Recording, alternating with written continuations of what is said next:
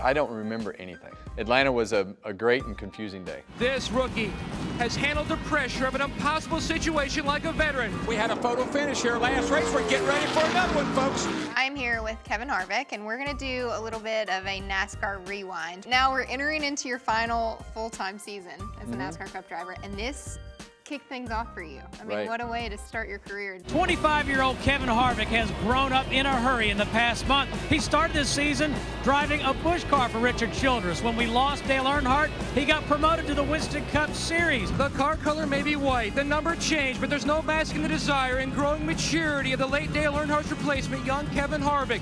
The 25-year-old starts fifth and only his third NASCAR Winston Cup start. What do you remember just from pulling in that day, though?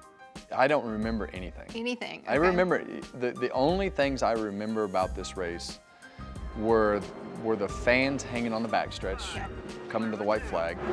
Gordon's going to make the big move on the inside when they get down here to turn 3. This is the great part of the race right here when we were all 5 still in it and making that three wide move there for the lead and being able to to take the lead and take control of the race. And Here Harvick the leader.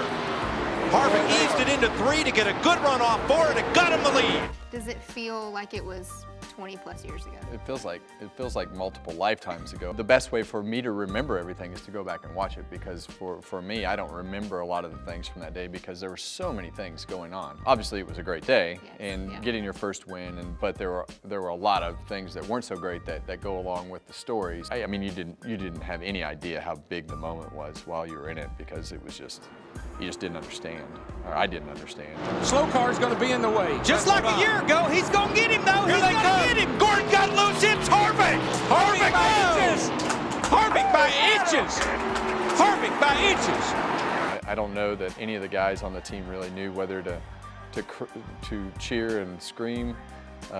Most of them were crying and confused. Look at Kevin Harvick as the fans saluted Dale with the number 3 on the 3rd lap. Kevin Harvick salutes him on the way to victory lane. If I was him, I'd run that thing out of gas riding around here. What could be more fitting? What could be more special?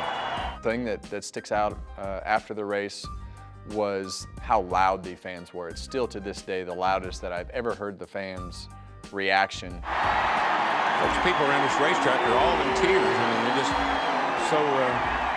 So are folks up here. Have you changed since this? Do you feel like your attitude or even your driving style, has it changed much? I don't think my driving style has changed. I think that's one thing I've tried to hold as true as possible throughout the years. I think the way that you handle things and the way that you go about things and the things that you learned through these years, because the next couple of years were really the hard years. I tell people all the time, my first press conference was the biggest I'll ever do. My first win was the biggest I'll ever have. So all the things that we dealt with the first couple of years were Heavy. way harder to deal with than anything that we deal with now. So it was trial by fire. a legacy is not about what you did while you were there. It's about what happens after you're gone. It was something that I would definitely trade. Obviously, I'd rather race with Dale than race for Dale in his car, but the magnitude of all those lessons were really setting the foundation for everything that you did going forward.